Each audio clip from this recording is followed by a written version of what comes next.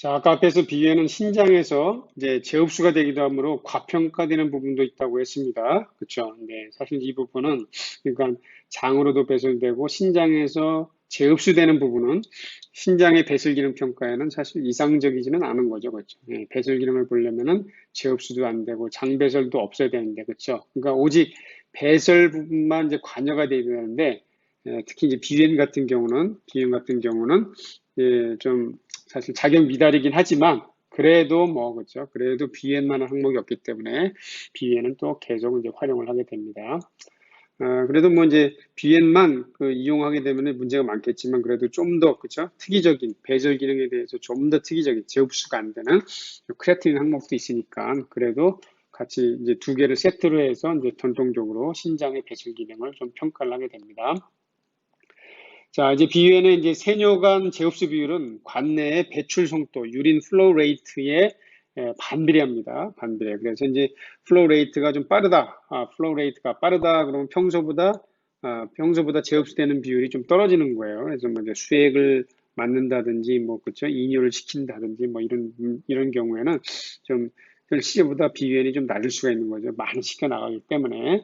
그 다음에 이제 반대로 플로우 레이트가 좀 낮다. 그렇죠. 뭐 탈수가 있다든지, 뭐 폐색이 있다든지, 뭐 이런 경우처럼 플로우 레이트가 낮은 경우에는 거의 70% 정도까지도 재흡수가 됩니다. 이 재흡수 때문에, 그렇죠. 재흡수 때문에 뭐냐면은, 그렇죠. 실제보다 높은 비유엔도 그렇긴 하지만, 어떤 상황에서는 크레아티닌은 레퍼런스 레인지 안에 있는데 비유엔이 더 높을 수도 있는 경우가 의외로 또 많은 거예요. 아시겠죠? 네. 근데 물론 이것도 사실 실제 보면 또 복잡할 수도 있습니다. 이 레퍼런스 레인지에 어떤 값을 갖느냐에 따라서 다르겠죠. 그렇죠. 비인하고 크레아티닌이 그 개체에서 어떤 값을 갖느냐에 따라서 다양한 경우의 수가 나올 수가 있는데 일반적으로는 그렇죠.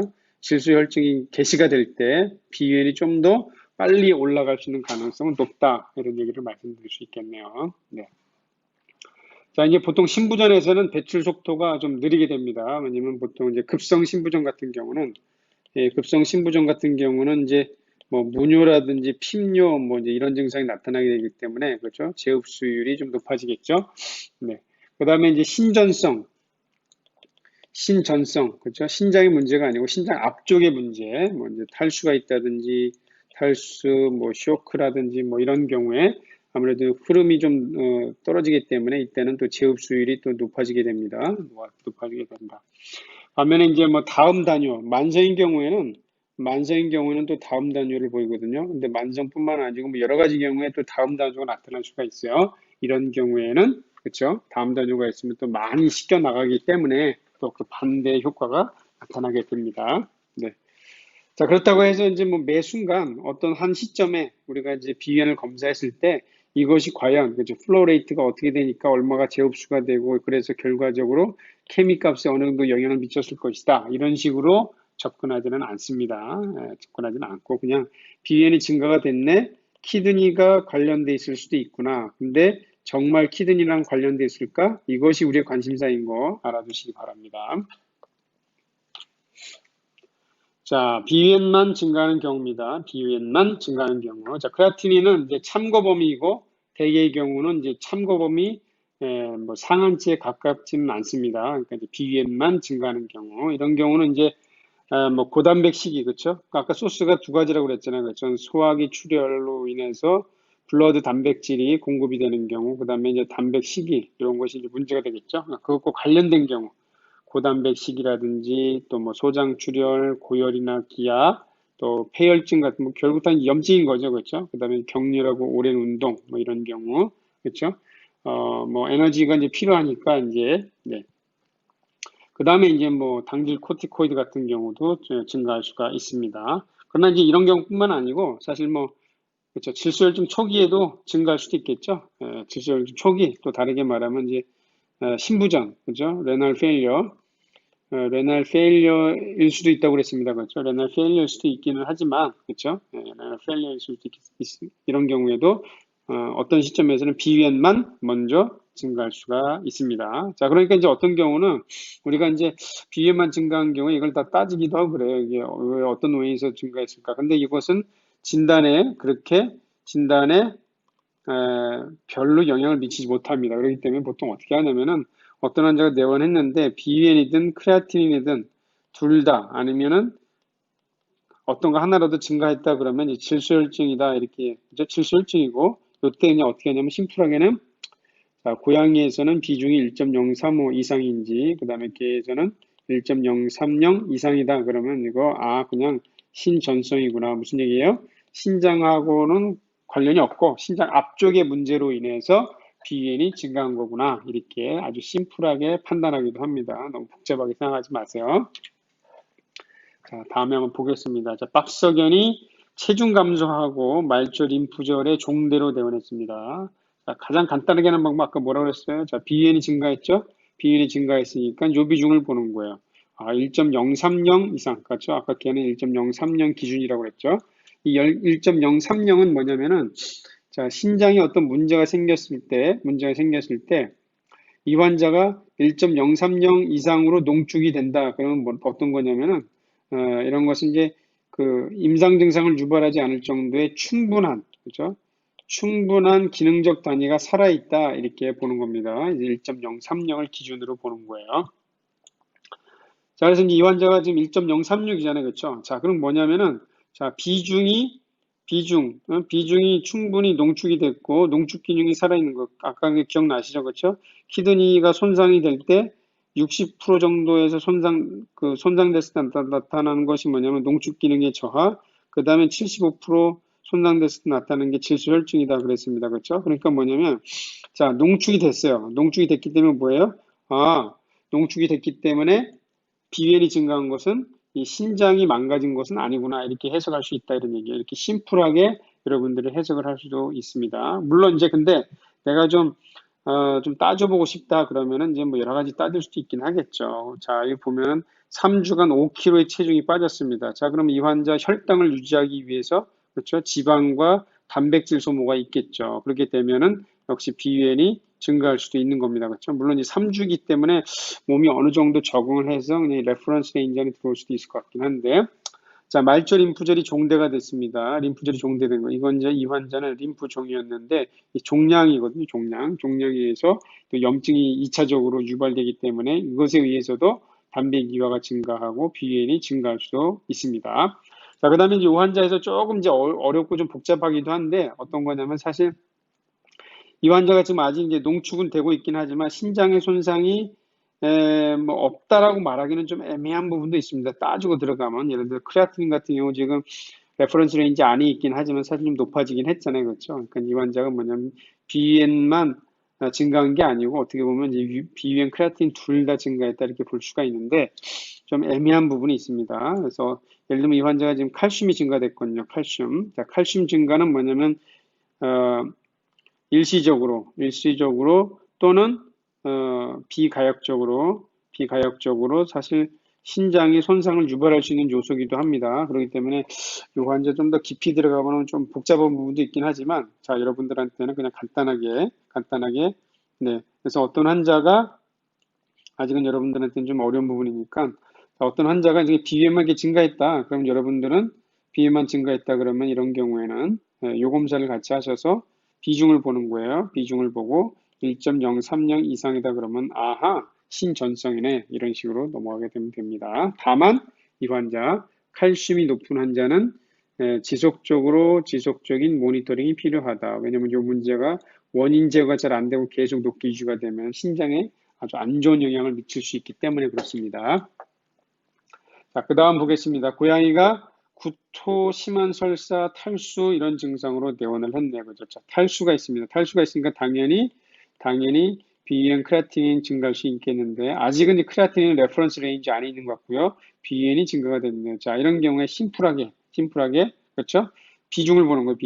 비중 보니까 고양이 1.035 이상이네요. 그러면 그렇죠? 농축 기능 충분하네. 그러면 비위에는 신장에 의한 변화가 아니고 아마 신전성, 그렇죠? 탈수도 있고 또 여기 뭐 설사가 있는데 글쎄 어떤 설사인지 모르겠지만, 그렇죠?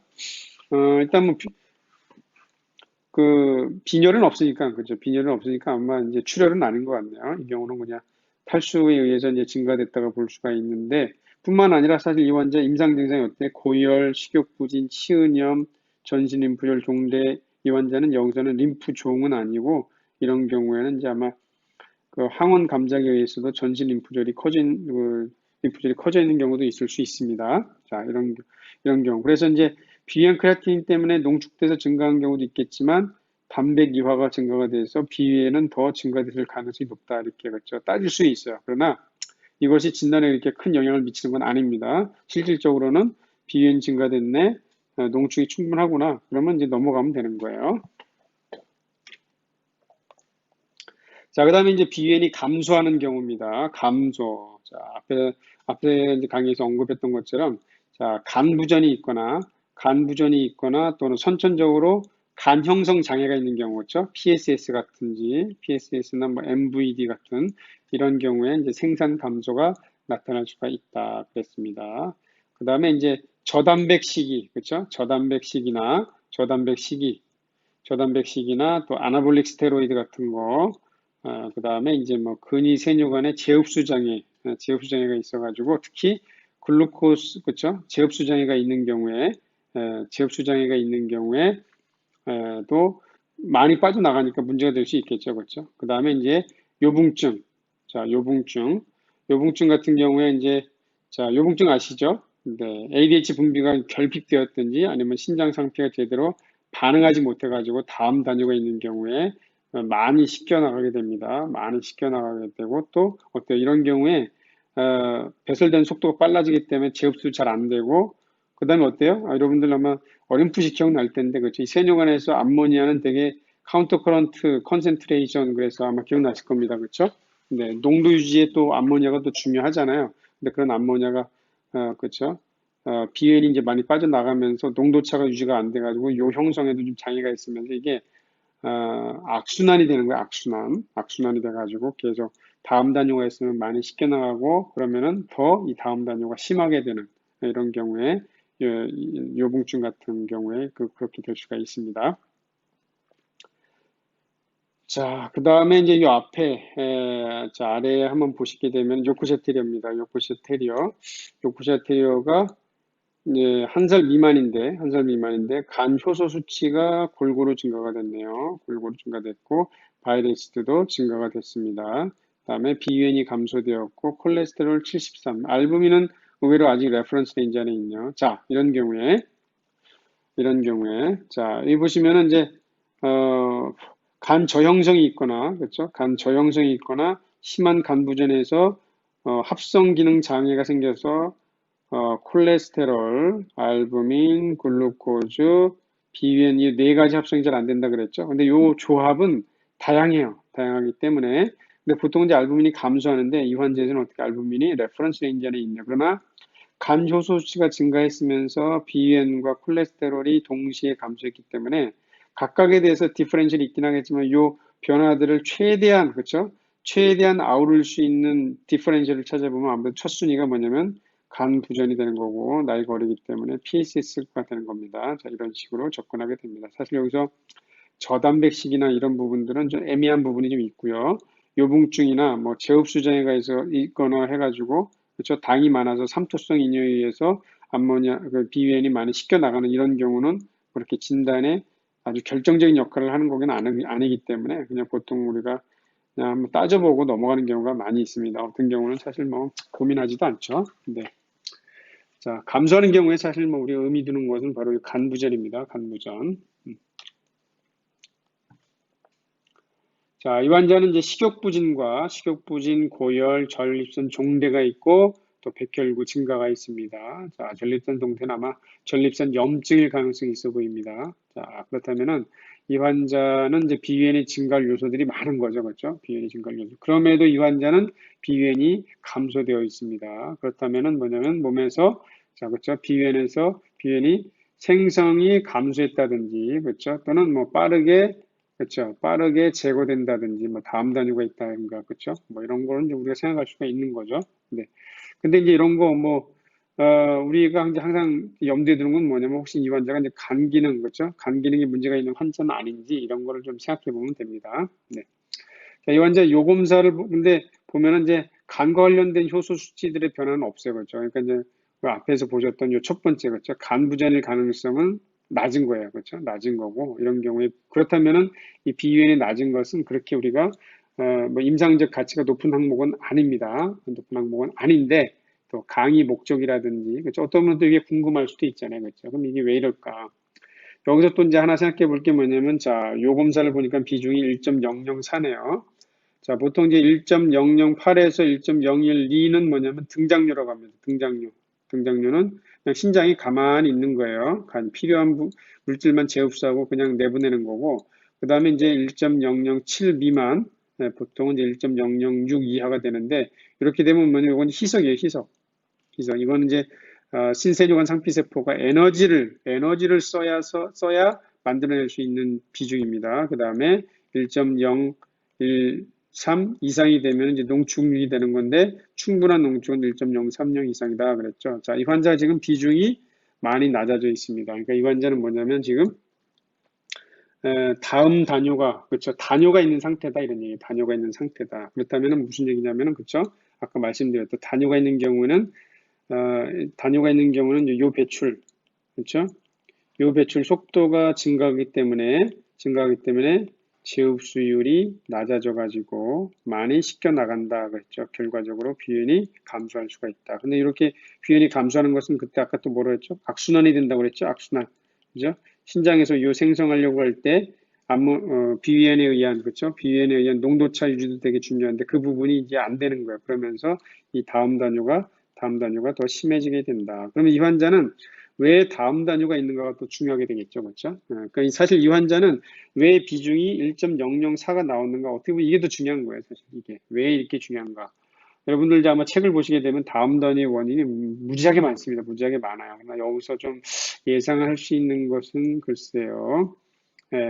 예상하기가 사실 좀 쉽지는 않습니다. 전립선 종대가 있는데, 자, 이런 전립선 종대가 있는 경우에는 농축이 잘 안 돼요. 농축이 잘 안 되기 때문에, 그래서 다음 단유가 있을 가능성이 있기도 하고, 만약에 좀 나이가 어리다, 나이가 어린 나이고, 그쵸, 어린 나이고, 또 물에 대한 갈증이 되게 심하다, 다갈증이 있다, 그러면은 요붕증 가능성도 있는 겁니다. 요붕증 가능성도 있고, 하여튼 뭐 여러 가지 가능성을 두고 한번 좀 체크는 해봐야 되겠죠. 그쵸? 체크는 해봐야 되겠다. 반면에 이제 여기서 우리가 이제 간 기능 아까 이제 제외하긴 했지만, 그쵸? 뭐 굳이 이제 가능성을 따져본다면 뭐 이런 거 있습니다. 지금 MCV가 빈혈은 없지만 MCV가 이제 로어 리밋에 걸려 있네요, 그렇죠? 그때도 배웠지만 PSS 환자에서는 MCV가 좀 낮은 경향이 있다 그랬잖아요, 그렇죠? 그 의미를 뭐 부여하는 것도 이렇게 그렇죠? 불합리한 거는 아닙니다, 그렇죠? 그러니까 이런 경우 이것도 확인하기 위해서 바이레시드 검사나 암모니아 검사를 한번 해보는 것도 괜찮겠죠, 그렇죠? 네. 뭐 간이 작아져 있고 나이도 어리다 그러면 가능성이 좀 매우 높다 이렇게 생각할 수가 있습니다. 자, 결과적으로 하여튼 이 환자에서는 비위엔이 왜 낮아졌을까? 그렇죠. 간 기능 저하는 가능성은 좀 가능성이 떨어지긴 한데 첫 번째는 이제 그렇죠. 다음 단뇨 가능성이 제일 높아 보이고 그 중에 뭐 유붕증 같은 것도 생각할 수가 있는 거고요. 그 다음에 전립선 종대로 인한 이 염증 상태에서는 농축이 잘 안 되기 때문에 이것도 다음 단위에 기여를 했고 결과적으로는 비위엔을 감소시키는데 한 역할을 했을 것이다. 그러나 또 사실 염증이 있을 거기 때문에 그렇죠. 고열도 있고 염증이 있고 식욕도 부진되었기 때문에 비위엔이 얼마든지 증가될 수도 있는 거기도 한데 그렇죠. 이렇게 낮아진 거 보면은 이 요비중과 관련된 부분이 영향이 좀 크다 이렇게 볼 수도 있을 것 같긴 합니다. 또는 모르죠, 그렇죠. 이 환자가 원래 저단백 시기를 했을 가능성도 뭐 우리가 배제는 못하는 겁니다, 그렇죠.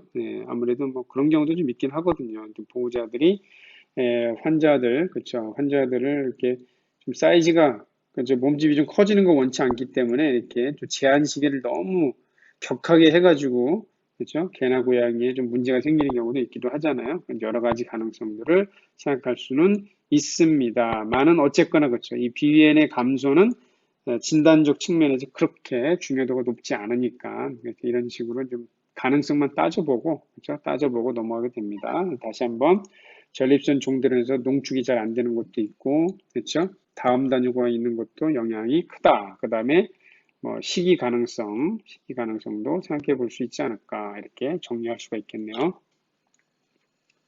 자, 그 다음에 이제 크레아티닌입니다. 크레아티닌. 크레아틴. 잠시 비엔에 대해서 다시 정리하자면은, 그렇죠? 비엔만 증가하거나 감소하는 경우가 있을 수 있다 그랬습니다. 물론 이제 크레아틴과 동시에 증가하는 경우도 있을 수는 있는데, 그렇죠? 그냥 심플하게는 뭐냐면 비엔이든 크레아틴이든, 그렇죠? 하나든 둘이든 증가한 모든 경우에 단순하게 그냥 비중 검사 해가지고, 그렇죠? 계속 1.036 이상이냐? 아, 신전성이네. 고양이에서 1.035 이상이다 그러면 신전성이다. 이런 식으로 접근하면 됩니다. 근데 이 고양이 부분에 대해서는 뒤에 가서 좀 조심스러운 부분을 한 번 더 언급하도록 하겠습니다. 그 다음에 이제 굳이 좀 따져보겠다. 그러면 이제 비엔 같은 경우는, 그쵸? 예, 재료가 증가한 경우, 그쵸? 비엔을 만드는 재료, 암모니아가 증가한 상황, 소화기 출혈, 그 다음에 바이오 어베일러빌리티가 낮은 그 단백 사료를 공급하는 경우, 이런 경우 높아질 수 있다 그랬습니다. 감소하는 경우는 간 기능 부전, 그렇죠? 그 다음에 다음 단요 같은 이런 경우, 다음 단요 같은 경우, 뭐 요붕증 같은 경우, 이런 경우 있다 그랬습니다. 자, 크레아티닌은 신체의 근육량과 관련이 있습니다. 신체의 근육량과 관련되어 있다. 그러니까 이제 보통 크레아티닌이 좀 낮다 그러면은 사람이 개나 고양이가 여위였다 이렇게 판단할 수가 있는 겁니다. 말랐다 표현할 수 있고요. 자, 매일 신체 크레아틴이 일종의 이제 에너지 소스가 되는데, 크레아틴 내 1.6에서 2%가 분해돼 가지고 생성되는 꾸준하게 만들어지는 이제 배설물인 거예요. 사실 우리가 잘 때는 근육을 쓸까요, 안 쓸까요? 자고 있을 때. 그렇죠. 자고 있으니까 근육을 전혀 안 쓸 것 같지만 그게 아닌 거죠. 그렇죠. 계속 호흡을 해야 되고, 심장도 얼마나 그렇죠. 우리는 자고 있어도 심장은 자지 않습니다. 장도 쉴까요? 그렇죠. 장도 어느 정도 움직이기도 하겠죠. 자, 크레아틴은 계속해서 일정 부분이 만들어지는 겁니다. 그러니까 뭐냐면 심장은 계속 뛰어가지고 몸 구석구석에 생겨서 만들어지는 이 배설물을 신장으로 옮겨줘야 되는 거죠. 옮겨줘야 돼가지고 필터링을 해서 배출할 수 있도록 도와줘야 되는 물질인 겁니다. 그러니까 이제 신장의 청소율, 그렇죠? 신장의 청소율 평가하는데 아주 중요한 요소가 되는 거죠. 자, 최근에 와서 이제 이런 합리적인 논란이 있어 왔습니다. 그죠? 자, 이 최후가, 다른 두 개체가 과연 같은 참고 범위로 평가되는 것이 온당하냐? 그렇죠? 이 근육량이 다르니까 당연히 좀 차이가 있겠죠? 자, 이제 개들을 이제 체급별로 나눠서 검사해 보면은 차이가 좀 있기는 합니다. 그렇죠? 예를 들어서 이제 미니 사이즈 브리드들하고 자이언트 사이즈 브리드를 비교해 보면은 레퍼런스 인터벌이, 그렇죠? 인터벌이 좀 차이가 나는 것을 볼 수가 있는데 아무래도 이제 그렇죠. 이렇게까지 따져서 레퍼런스 레인지 적용하는 경우는 좀 드물고, 그렇죠? 드물고, 대부분의 경우는 공통 레퍼런스 레인지로 접근하게 됩니다. 공통 레퍼런스 레인지로 접근하게 된다. 근데 사실 뭐 이것보다 더 문제가 되는 건 뭐냐면은 우리가 이제 IOI다 그랬는데, 인덱스 오브 인디비주얼리티, 인덱스 오브 인디비주얼리티라는 게 있습니다. 자, 자, 이 IOI는 뭐냐면은 자, 특정 항목을 그 개체의, 그쵸, 그 개체의 그 특이적인 변화, 특이적인 변이의 그 레퍼런스 레인지, 쉽게 말하면 그 개체의 레퍼런스 레인지가 필요하냐, 아니면은 유니버설 레퍼런스 레인지를 적용할 수 있느냐, 요거를 이제 평가하는 부분인데, 사실 요 크레아틴인 같은 경우는, 개체별로 변이가 되게 심합니다. 그렇기 때문에 사실 이제 유니버설한 것보다는 그 개체의 레퍼런스 레인지가 필요한 거긴 한데 이건 뭐 현실적으로 좀 어렵잖아요, 그렇죠? 현실적으로 좀 어려운 부분이 좀 있습니다. 그러니까 그냥 유니버설하게 하긴 하는데 사실은 이 문제가 더 큰 거예요, 개에서는. 그러나 품종과 관련된 부분도 무시할 수 없는 부분이긴 합니다. 다만 우리나라에는 대부분이 이제 토이 브리드, 그렇죠? 비슷한 체격의 품종들이 많으니까, 그렇죠? 이 레퍼런스 레인지 적용하는 게 큰 문제는 없겠지만, 그렇죠? 사이즈가 다른 이런 품종들을 접근할 때는 좀, 그렇죠? 주의할 필요가 있겠죠. 그러니까 이제 제일 좋은 것은, 한 병원을, 그렇죠? 한 병원을 꾸준하게 가가지고, 그 개체의 그 레퍼런스 레인지, 그렇죠? 그 레퍼런스 레인지 데이터를 좀 만들어 놓는 게 좀 필요합니다. 그래가지고 이제 비교해서 보는 거죠. 네. 요 IOI와 관련해서 혹시 궁금하신 분들은 역시 제 카페에서 한번 참고해 보시기 바랍니다. 요거 몇 번이냐면은 2232번입니다. 2232번을 한번 읽어보시면 되겠습니다. 자, 앞에 환자도 그 크레아틴 감소한 경우가 있었는데 이 경우도 크레아틴이 어때? 0.2 이하입니다. 그렇죠? 0.2. 아까 그 환자 다시 한번 보면은 몇이었냐면 크레아틴이 0.2 이하네. 그렇죠? 이 환자도 우리가 사진 없었지만 이 환자랑 좀 비슷하다고 볼 수가 있습니다. 두 환자 혹시 같은 환자가 아니냐라고 생각하실 분도 있겠지만 사실 같지가 않습니다. 왜냐면 다른 값이 다르기 때문에 글루코즈 같은 경우도 있죠. 여기는 약간 증가됐고. 네. 자, 이 환자는 이제 크레아틴이 이렇게 낮아요. 그렇죠? 이 낮은 거, 크레아틴에 있어서 이 낮은 것은 근육 매스가 감소했다는 건데 이렇게 감소하는 경우 뭔가 심각한 문제가 있어 보이죠. 그렇죠? 뭐 소화기 쪽에 소화기에 문제가 있다든지 뭐 어디 종양이 있다든지 종양은 또 소모성 질환이라고 하잖아요. 그렇죠? 소모성 질환. 그러니까 이제 종양이 있지는 않은지 소화기 쪽에 또 만성적으로 문제가 있지는 않은지 예를 들어서 뭐 성장견에서는 췌장 쪽에 췌장에 뭐 효소 분비 장애가 있다든지 뭐 이런 경우를 보면 이렇게 야윈 환자들이 가끔 있을 수가 있습니다. 네.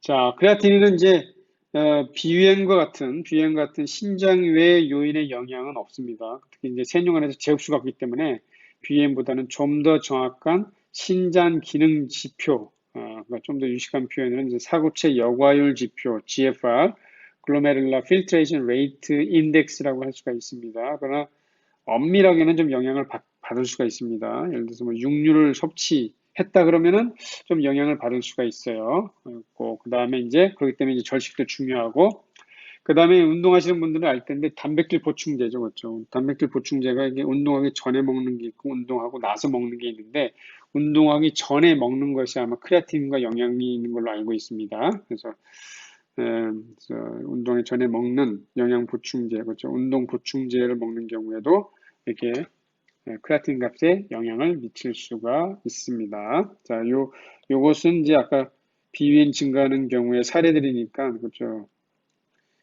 그 크레아틴이 증가하는 경우에 대한 얘기 아니니까, 그렇죠? 주의하시기 바랍니다. 예, 내년에는 빼야 되겠네요. 자, 크레아틴에 대해서 그 앞에서 보면 이제 비위엔도 뭐라고 했어요? 비위엔도 소화기로, 그렇죠? 소화기로 배설이 일부 되는 게 있고, 그 다음에 세뇨관에서 재흡수되는 게 있기 때문에, 그렇죠? 이게 좀 엄밀히 따지면 좀 복잡한 부분이 있다 그랬는데 사실 크레아틴도 마찬가지인 거예요. 크레아틴도 마찬가지다. 그래서 소화관에 그러니까 좀 뭐냐 크레아틴이 증가가 되면은 소화관으로 좀 배설이 돼가지고 그 상황을 좀 극복하려고 하게 됩니다. 보상성 반응으로. 자, 이런 경우, 그렇죠?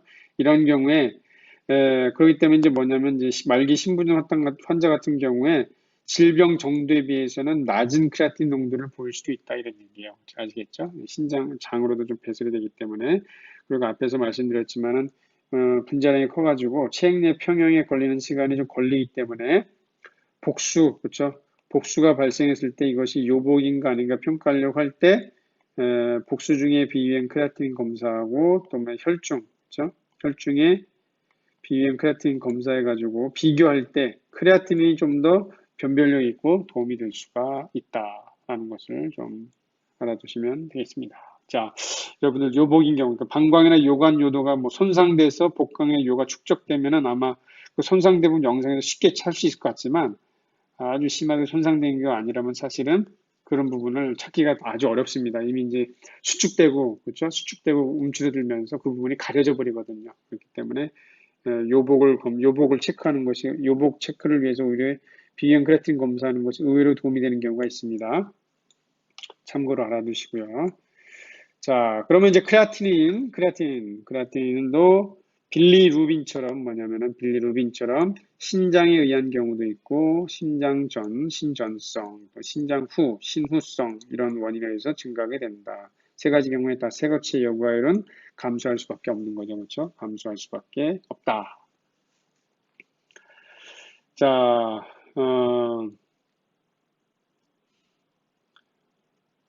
자, 신후성은 뭐냐면은, 신후성은 이제 배출로가 장애 있는 경우입니다. 배출로가 장애가 있는 경우. 그렇죠? 당연히 몸 안에 크레아틴 농도가 축적될 수밖에 없겠죠? 그 다음에 이제 신장은 신성. 그렇죠? 신성은 이제 신장에서 요 생성을 못하는 경우가 되겠고, 그렇죠? 신전성은 탈수와 같이 그렇죠. 농도가 증가한 경우 아니면 이제 심장 질환이 있다든지 아니면 쇼크가 있다든지 그렇죠. 쇼크가 있는 경우에도 역시 그 사고치 예고약이 감소하게 됩니다. 이런 경우에도 크레아틴이 증가될 수가 있다. 이런 부분에 대해서 좀 더 사실 임상에서는 이 부분이 더 중요한 거죠. 그렇죠. 그리고 아까도 말씀드렸지만 비유엔이든 크레아틴이든 증가가 됐을 때 이것이 신성인지 아닌지 평가하는 게 제일 중요하다고 그랬습니다. 그렇죠? 신성인지 아닌지. 왜냐하면 신성이다 그러면 이미 75% 이상 손상된 경우이기 때문에 되게 중요하다 그랬고 또 하나가 뭐라고 했어요? 75% 이상 손상되기 이전에 변화되는 무슨 마커가 있지는 않은가 이 부분에 대해서 연구가 또 많이 되고 있습니다. 자, 이 신전성, 아까 제가 뭐라 했냐면 요 비중을 본다고 그랬죠? 요 비중인데 사실 이게 또 요를 또 뽑아야 되잖아요. 그렇죠? 요를 캐치해야 되기 때문에 이게 약간은 또 번거로운 작업이다 보니까 뭐 이런 레이쇼, 유린 크레아티닌, 시럼 크레아티닌 이건 어차피 뭐 요 검사를 해야 되는 거죠. 또는 뭐 시럼 시럼 비비형 크레아티닌 레이쇼를 보는 뭐 지표에 대한 연구도 있고 그랬는데 실험 비비형 크레아틴 레이쇼 보는 건 간단하죠. 그렇죠? 간단하긴 한데 아무 쓸모가 없다. 이렇게 알아두시면 되겠습니다. 아무 쓸모가 없다. 사실 뭐 요거 쉬운 게 아니죠. 그렇죠? 네. 왜냐면 이제 여러 가지 요인이 있을 수가 있는데 뭐냐면은 먼저는 레퍼런스 레인지에서 어떤 값을 예측 갖고 있었는지 우리가 알 수가 없어요. 그렇죠? 어떤 값을 갖고 있었는지. 그렇기 때문에 경우의 수가 이제 여러 가지가 존재할 수가 있는 거죠. 그렇죠? 어떤 환자는 레퍼런스 레인지가 좀, 그렇죠? 레퍼런스 레인지 안에 좀 높은 값이 있었기 때문에, 그렇죠? 어떤 요인이 작용했을 때 빠르게 증가하는 경우도 있고, 어떤 경우는 어때요? 아래쪽에 있다 보니까, 그렇죠? 넘어가는데, 레퍼런스 레인지 벗어나는데 좀 시간이 걸릴 수도 있는 경우. 그러다 보면은, 같은 신부전 환자의 초기이긴 하지만 어떤 환자는 BUN이 먼저 증가할 수도 있지만, 어떤 경우는 크레아틴이 먼저 증가할 수도 있는 거고, 그렇죠? 어떤 환자는 둘 다 비슷하게 증가할 수도 있는 경우. 그렇죠? 여러 가지 경우의 수가 있을 수가 있기 때문에 사실 요거 문제가 많습니다. 자, 반면에 유린 크레아티닌, 시럼 크레아티닌 검사. 요 레이저는 뭐 좀 도움이 된다고 보고는 있지만 소스에 따라서 이 비율이 좀 다르기 때문에 요것도 좀 논란이 있어요. 그렇죠? 그래서 추천하지는 않습니다. 자, 그리고 유린 크레아티닌 검사를 했다 그러면 그냥 요 비중 검사도 같이 하면 되겠죠. 그렇죠? 굳이 뭐 이 레이쇼 보면서 할 필요가 있습니까? 그렇죠? 요 비중 간단하게 굴줄기로 보면 되는데 이걸 보는 것이 차라리 낫다. 아시겠죠? 자, 그래서 이제 어떤 환자가 내원을 했는데, 아파가지고 내원했습니다. 아파가지고 내원했는데, 비행 크레아틴이 증가됐다. 그러면은, 신전성인지, 신성인지, 신우성인지를 알아보는 것이 우리에게 항상 중요한 스텝이 되는 겁니다. 중요한 스텝이 된다.